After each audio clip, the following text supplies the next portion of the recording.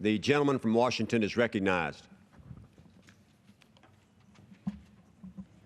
Let's make this clear.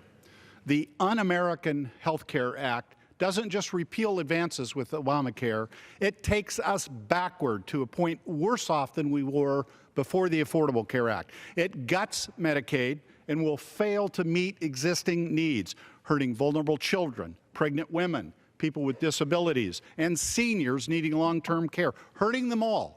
It abandons Planned Parenthood services. Women with nowhere else to turn will lose access to critical services like pelvic exams and Pap tests.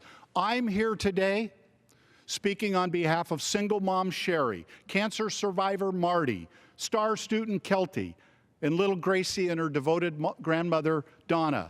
We are all one voice saying we cannot afford to make the American healthcare system even worse than it was before Obamacare.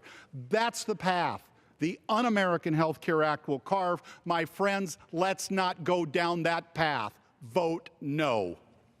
Gentlemen.